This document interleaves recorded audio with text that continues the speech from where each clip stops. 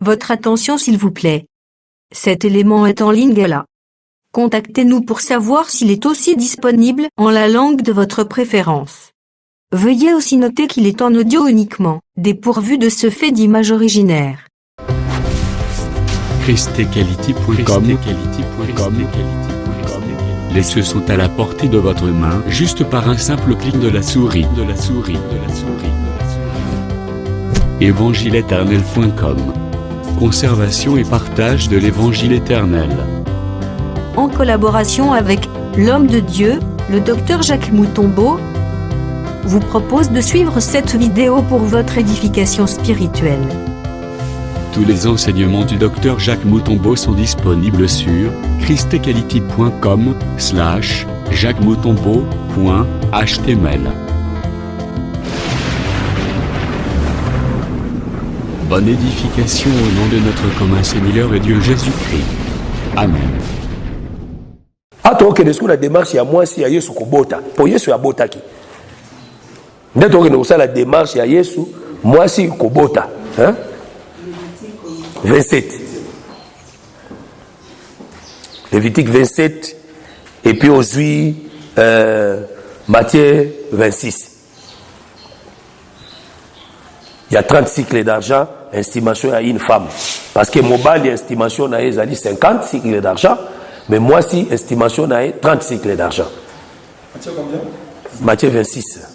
Judas, ça qui n'a pas sacrificateur, qu'on soit bon au 30 cycles d'argent pour attaquer Yesu. Attaquer Yesu na 30 cycles d'argent, à estimer que le rôle à moi si.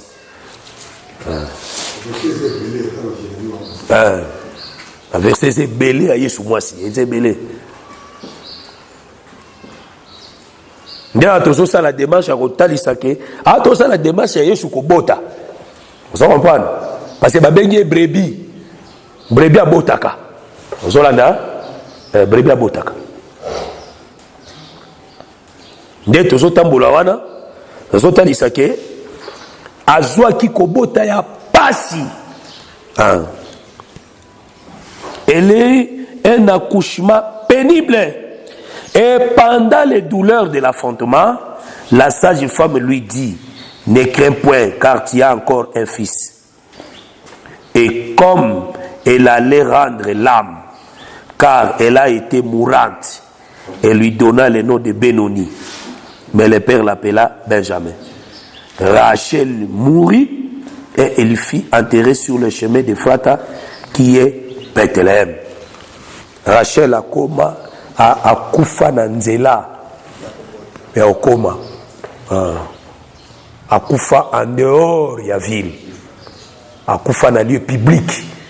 Rachel abota na balabala, abota na lieu public. Rachel abota na lieu public. Ça veut dire beaucoup okota kana te soki na Rachel akufite, parce que Rachel soka akufi ne bino okota kana. Parce que Jacob n'a pas tenu sur ce qui n'a pas c'était l'image du peuple. Oui, c'est que les bakota kana, mais avant bakota kana, il faut nous Rachel à Koufa. Ce qui Rachel à Koufa n'est pas bakota kana. Bazo Koufa na balabala. Nanzelo batu bazo le kana. C'est là où Rachel a Koufa qui. A botaki, pas Koufi. Oh, Rachel a zo bota, ba sage femme ba la ki wana. Mais ba sage femme ba sunga ite pas bota bien. Abota na pasi. Ozolanda abota na pasi. Et tant azobota ndazo kufa. Azokufa azotika mwana ne na bomoi. Ya kufi apesi bomoi na ye na mwana na ye. Mwana wana Benjamin, c'est ça les vivants. La mère de tous les vivants. Là, très bien. Benjamin, c'est les vivants. Maintenant, Rachel, la mère de tous les vivants. Vous avez malade? Ok.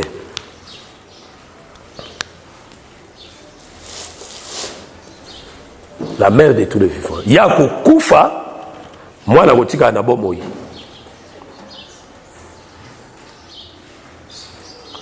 Yako Koufa, akotika moi na bomoi. Mais Azalaki accompagné avec des sages femmes. Jésus aussi, c'est une femme. Jésus aussi avait la promesse. Pourquoi Jésus était une femme? Parce que Dieu, quand Dieu porta un corps, il devient une femme.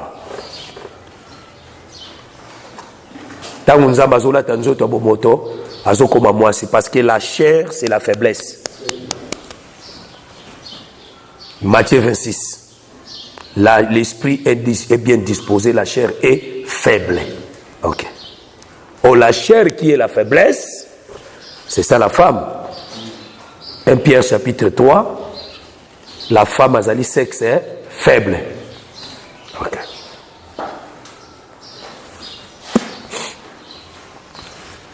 Un Pierre chapitre 3, la femme qui est la sexe faible.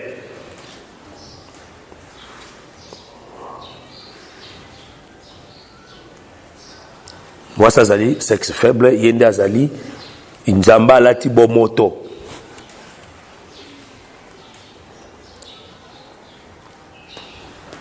Yesu azalaka, moi c'est Nzambe, hein. Yesu azalaka, moi c'est Nzambe. Parce que Yesu, manière à se comporter dans sa mouille, à se comporter, tendenge mobile à se comporter par rapport à Nzambe.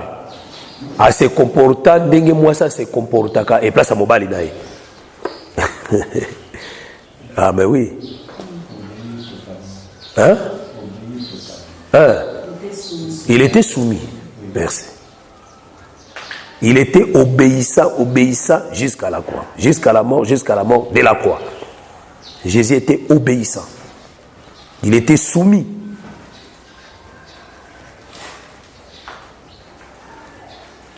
Voir même pour na coupe azo senga ko senga, ami lobela ki mobilité ah nini. Ezala mokano na ngate soki eko sepeliso longo là. Azo supplier ndeye. C'est ça la nature à moi aussi. Moi c'est agagi la mobilité. Richard Soko pesinga itoko mona makamungana au salon nda kwa. Wana moi c'est moi c'est suppliaka.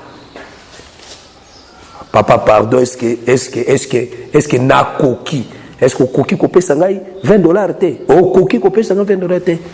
Papa pesa ngai $20 wana te. Papa est-ce que koki ko sombela ngai elamba te papa. O koki ko sombela ngai te. OK d'accord ça va. Je vais t'acheter. La femme supplie. Est-ce que là na malam? Parce que na na écriture hein. Il y a moi si est-ce que moi ça qui na olele la mobile nae.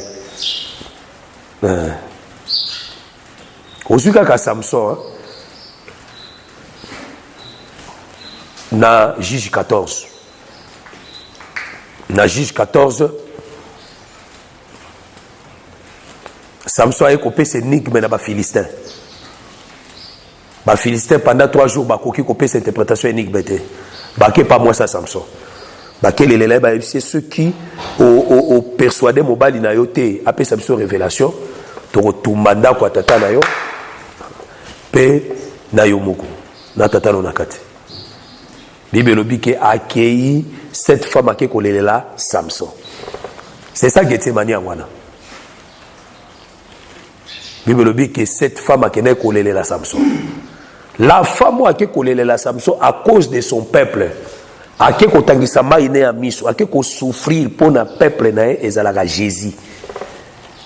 Jésus a dit comme sacrifice devant les lions parce que Samson c'est le jeune lion parce que Samson signifie le jeune lion.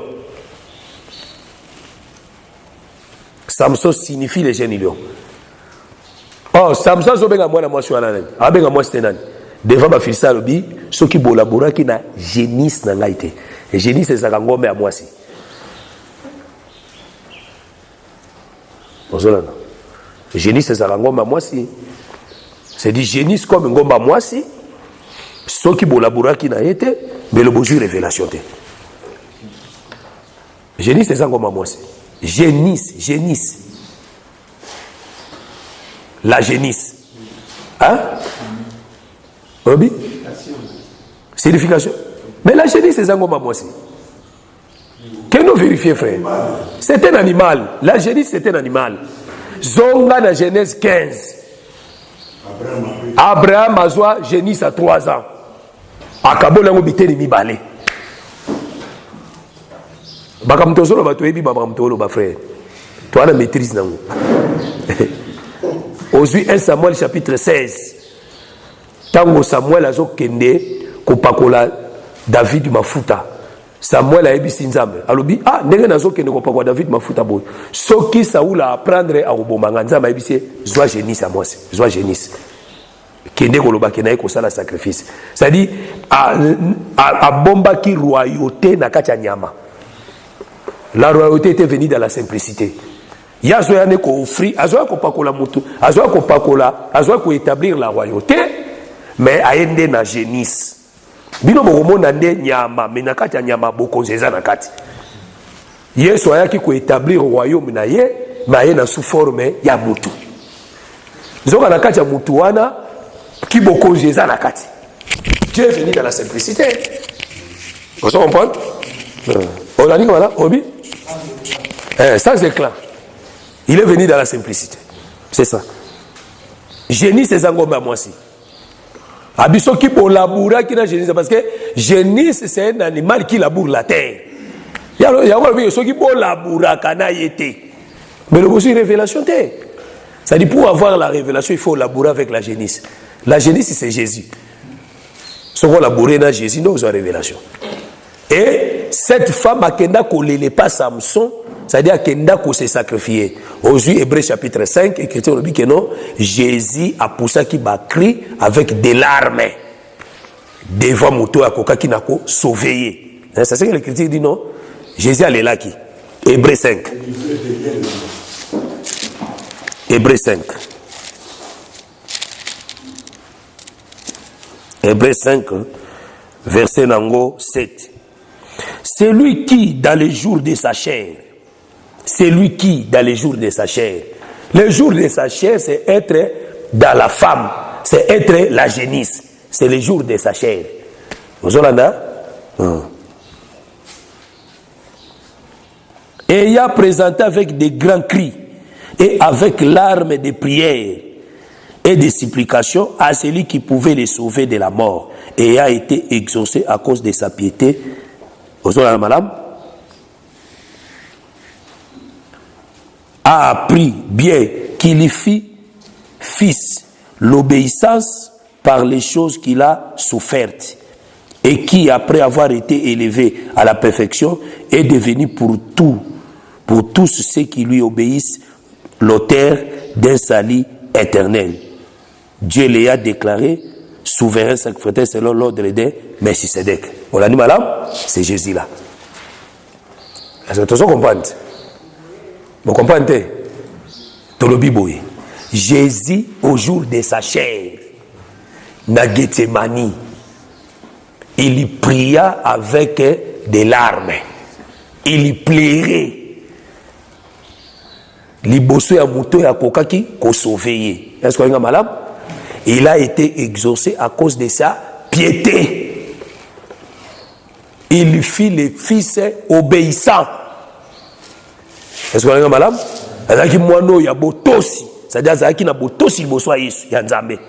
C'est ça Dieu, c'est ça la femme.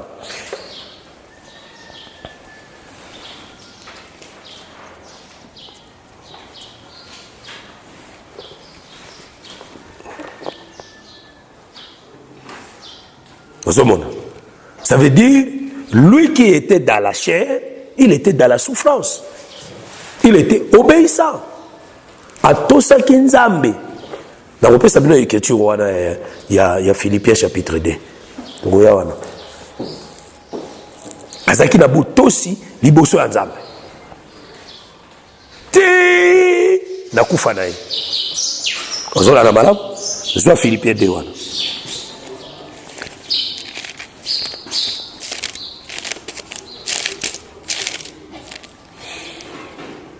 Verset 6. Joie, verset 5 à 6. Ayez en vous les sentiments qui étaient en Jésus-Christ, lesquels existant en forme de Dieu, n'a point regardé comme une proie à arracher d'être égal avec Dieu, mais s'est dépouillé lui-même, en prenant une forme de serviteur, en devenant semblable aux hommes, et ayant paru comme un simple homme. Vous comprenez? Paris, un simple homme ici, c'est la femme.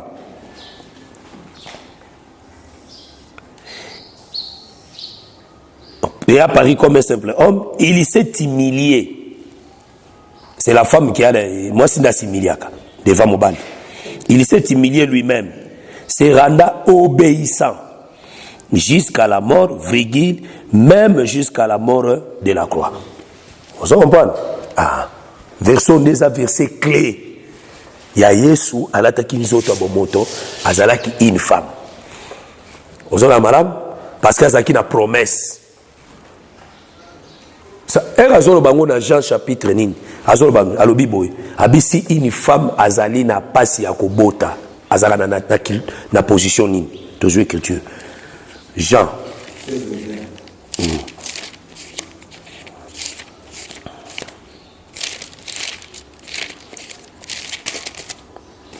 verset 20 à 21 Jean 16 20 à 21 en vérité je vous l'ai dit vous pleurerez et vous lamenterez et le monde se réjouira. Vous serez dans la détresse, mais votre tristesse s'échangera en joie. La femme, lorsqu'elle enfante, elle éprouve de la tristesse, parce que son heure est venue. Mais lorsqu'elle donne le jour à l'enfant, elle ne se souvient plus de la souffrance à cause de la joie qu'elle a de ce qu'un homme est né dans le monde. Vous voyez, profession et banana le kolobanaye mokonan. Azalaki, une femme qui avait de la douleur, de l'enfantement. Il devait manifester une vie. Voilà pourquoi période de souffrance. Parce que moi, c'est ce que j'ai zemi, abike la taille à makasi, babeka kayango taille à travail, taille à souffrance. Hein, par rapport à Proverbe 12, hein, la femme enveloppée du soleil, t'as sur la douleur de l'enfantement de la femme. Douleur et enfantement, ils allaient ma période de souffrance à Jésus.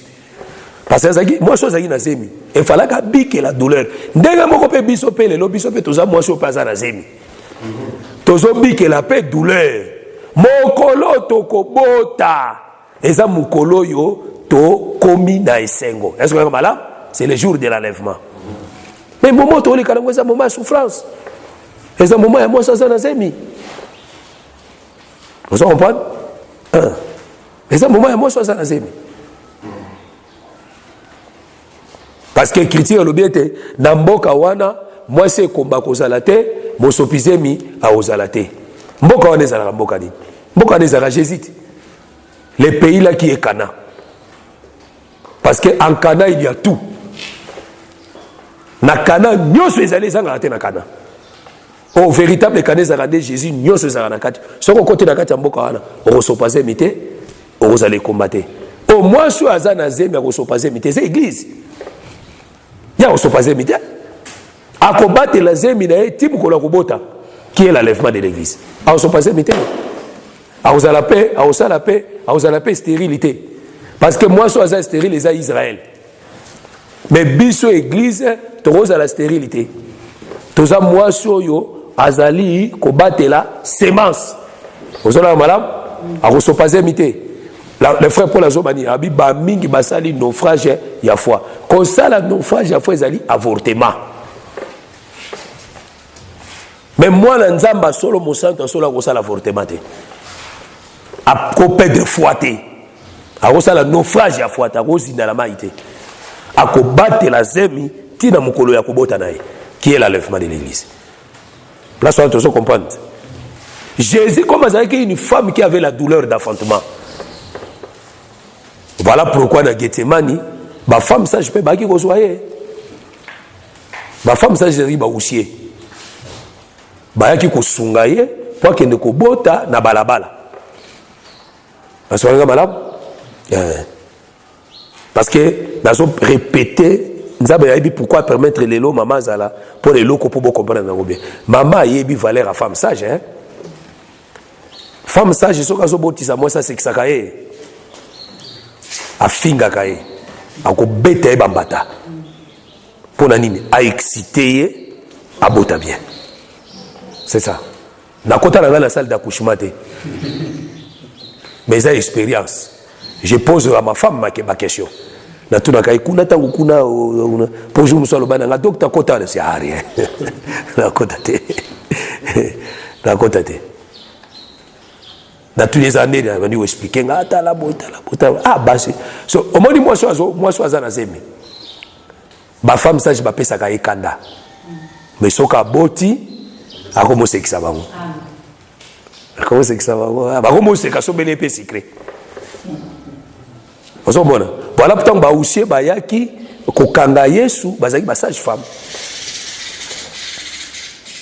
nde bakangi Yesu moi so azaki na zemi fallait ba kene ko botsa ye nde tomoni ba sage femme ba botisi Rachel ozomona bakangi Yesu bakena ye ti na lie ya kushima parce que Gethsemane ezali salle d'attente. Eza salle d'attente parce que moi c'est avant mata na technique. Eza salle de technique hein. Moi c'est femme avant mata na mbetu wana. Azakana na bisika oyo batiaka ye. Observation ce qui colle les o mata. Les o fungwa mezo mata ba degré. Ce qui sont matin, ce qui est commis na place wana mbala moko ale bang kene na ye. Jésus ba bakangi na na Gethsemane. Ils ont confirmé que moi ça c'est dans la douleur d'affrontement. Ba kene na observation. Observation pas Pilate, observation pas Caïphe, observation pas Anne, observation place à Hérode. Ba confirmer que a commis déjà na position au bota malam. Ali boke na ene kulu boke na ene mbetu d'accouchement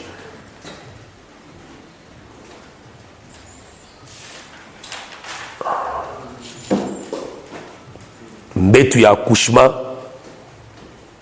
ezande ekulus c'est la croix mais avant ba matisa ye il faut ba déshabiller c'est ce que l'écriture dit ils ont partagé mes vêtements ba déshabiller na nuye parce que moi ça ko kende jamais ko matana mbeto ko bota na bilamba na nzoto ezala raté ba déshabiller gaé ba déshabiller ye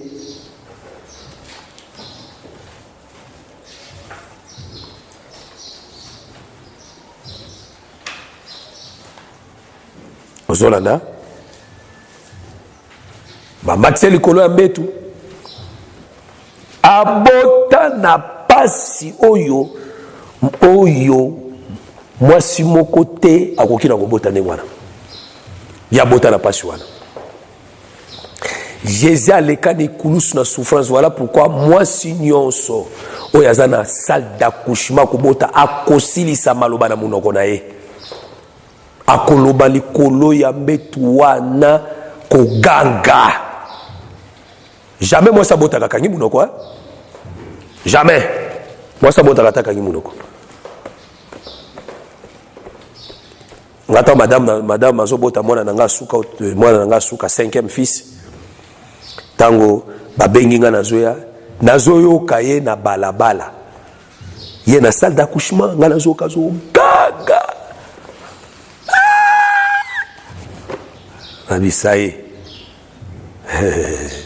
c'est ça Jésus sur la croix il criait parce qu'il y a qui moi soit une douleur et affrontement. Il criait parce qu'il fallait qu'appeler ça appeler ça un fils. Parce que si une femme a prouvé la douleur et affrontement, a commandé un fils dans le monde. Vous comprenez? Hein? Voilà pourquoi Rachel a solo pas botaka un fils. Hein? A botaki Benjamin qui est le fils.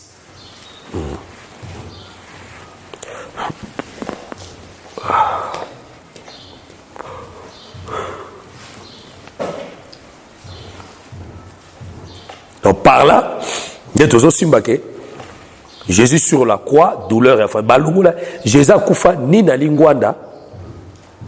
Jésus a koufa nu. Jésus a koufa ne lamba dans nzoto te. Faut pas qu'on landa ba film. Yesu ya film ayoki soni. Ayoki soni. Akufi na eteni ya elamba na nzoto. C'est-à-dire ça faux Jésus. Ayoki soni. Pichu Mwanza azoyemba Yesu akufaki na lingwana. Waneza Yesu akatoliki o Pichu Mwanza azoyemba. José Nzita ayemba peke mobali nanga kufa na lingwana ne kulusu. Waneza li Yesu akatoliki o José Nzita azoyemba. Jésus akufa nu parce que fallait qu'azwa nudité ya Adam. Fallait qu'azwa nudité ya Adam. Adam zwa elamba yakoma nu.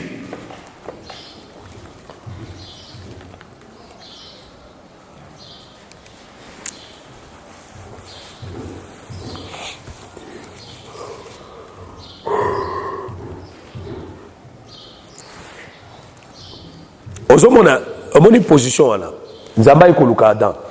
Adam oueti Adam lobi na bombani. Pourquoi bombana bi je suis nu? Ah, ça veut dire la nudité netinda qui était Adam à bombana. Ça veut dire la nudité ça rasoni. Mais ça rasoni. Vous comprenez? Mais Jésus sukoyo babakaye en public. Non pas ça veut dire verset dans proverbe. Jésus babakaye en public. Ça veut dire azaki exposé à bobanate ayoka sonio mutu akoko yoka te frère devant bateau ya teya devant ba mari de Mardala devant Marie devant batu nyoso wana o bazai komona Messie bazo respecter bazo maître rabouni père bazo respecter ba mona dignité ne sur la croix. Et Sonywana, Yoko, Memangote, mais Jésus a Memango. Est-ce que vous avez malade? Jésus a Memango Sonywana.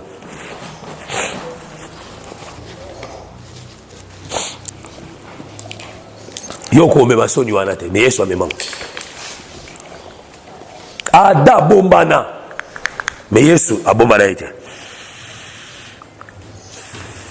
Tant que chrétien, dans Jean 19, Balobike, Jésus babaka qui est à l'entrée de la ville sur la montagne.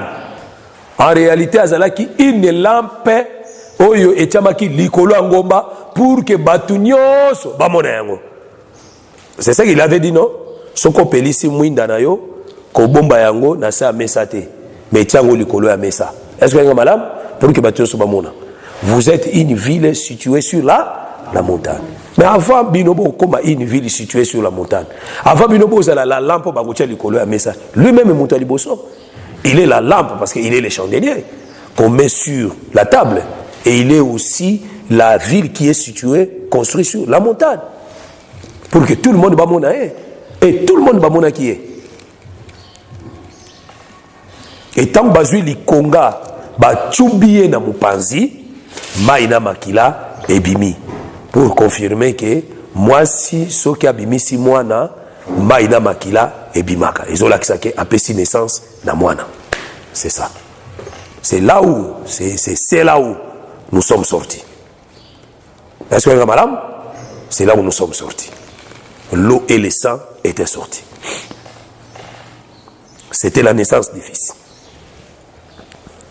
C'est ce que les chrétiens ont confirmé que nous sommes Ève est la mère de tous les vivants. Est-ce que madame? Oh, les vivants ici, c'est l'église. Les vivants ici sont les enfants de Dieu. Qui ont reçu le Saint-Esprit, la parole. Bangonde bakoko louer l'éternel. Toujours écriture. Proverbe 7. Verset 4. Dis à la sagesse, tu es ma sœur, et appelle l'intelligence ton ami. Comment on dit? Ah, bazoloba, l'obéla sagesse azaline de kono ya mwasi. Est-ce que sagesse azaline de kono ya mwasi? Mais ah, bazobenga sagesse de kono ya mwasi. Est-ce que madame? La sagesse, c'est une petite sœur. La sagesse, c'est une femme. Vous avez dis à la sagesse, tu es ma sœur.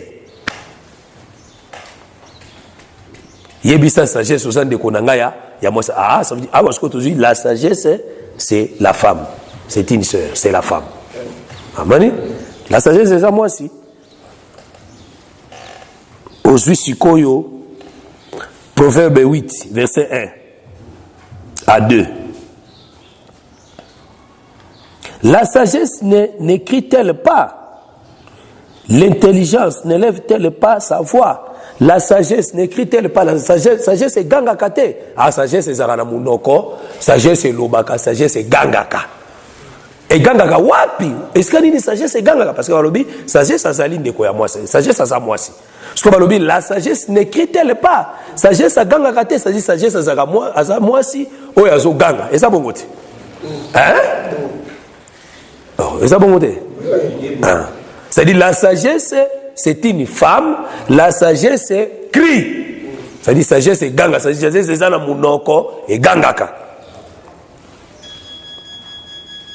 C'est au sommet des auteurs près de la route. C'est au sommet des auteurs. Na sommet ya ba auteurs pembe nyanzela près de la route. On se comprend? C'est-à-dire la sagesse à gangaka au sommet, il y a une hauteur près de la route.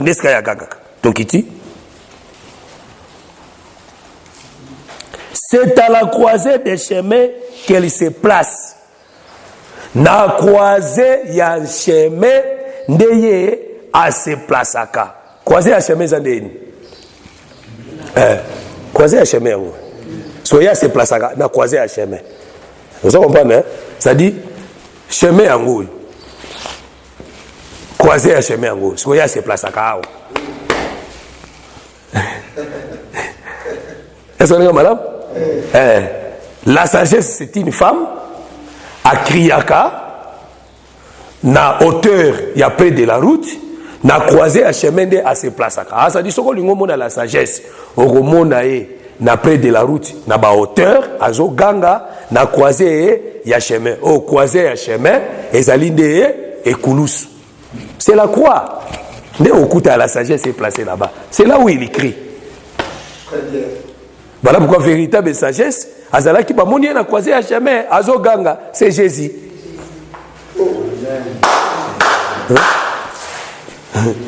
C'est Jésus. Yawana. Vous avez madame? C'est ça. Kulanda Azo Ganga, une souffrance. Elle écrit là-bas. Parce qu'elle est crucifiée. Jésus a été crucifié sur la croix. Na boité. Jésus ba baka eboité. Jésus ba baka eboy. Na croix. C'est au croisé à chemin. Vous comprenez? Ba joviste bateya. Jésus ba baka eboy. Ce que Jésus ba baka eboy, baba qui est seulement na 2 CT. Hein? Seulement 2. Mais Jésus ba baka na 3 CT. Les aura 2 T, les aura 3. Mokoboy, Moussousou. 3. Même la loi et la qui ça dit que Jésus va baka na 3 CT. Est-ce que vous avez madame? Ah. Yewanande na croisement ya chemin, a so crié. C'est la sagesse. C'est une femme. Est-ce que toi avancé, hein? Ok. Ça dit, tout ce qui a l'aspect à l'Iboso, brebis comme une femme. Jésus comme une femme. Et tout ça, maintenant, la brebis comme les prophètes aussi. Parce que Jésus est venu comme la brebis, comme un prophète. Comme un prophète. Parce que la brebis, il mange un prophète. Tozui, écriture, Psaume 44.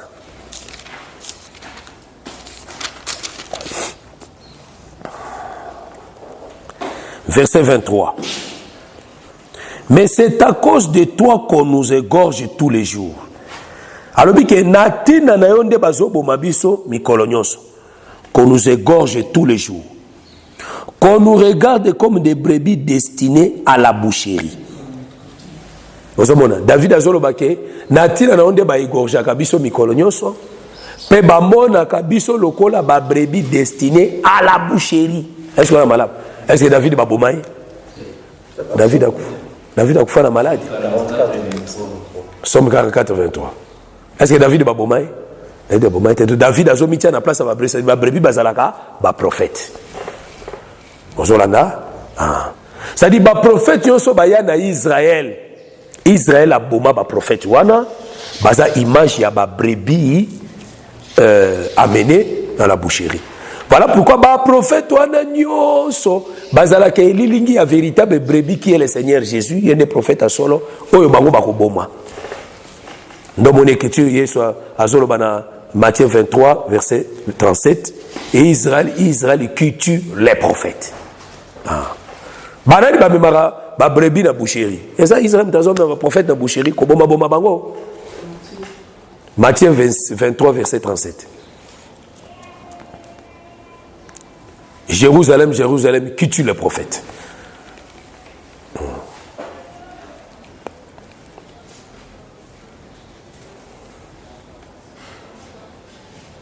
Dans tozonga la cantique, tozonga cantique de cantique.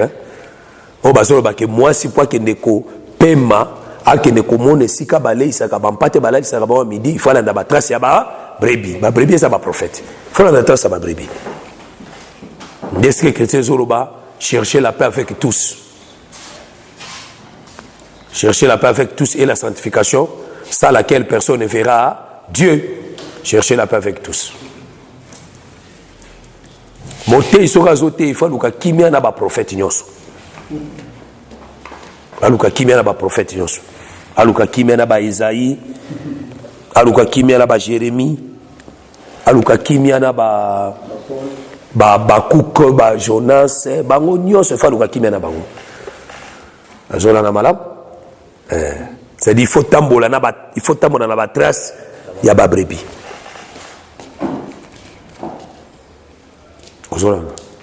La base de ce qui clôturé, hein? Donc continuer lobby. Donc là, ton pays, ça n'a pas formé. Ça veut dire Jésus comme une brebis, c'est aussi un prophète. Voilà pourquoi il devait être sacrifié comme Baningani, ba prophète Nyonso, ba Boma. Il peut falloir la poufa. Parce que c'est qui réalité, ba prophète Nyonso. Oh, brebis bazao meme, brebis bazao meme, il y a hôtel. C'est-à-dire l'hôtel de Banaï Koboma, brebis. L'hôtel qui tue les brebis, c'est la maison d'Israël. Qui tue les prophètes? Koulandeska Makila, prophète de Sopana.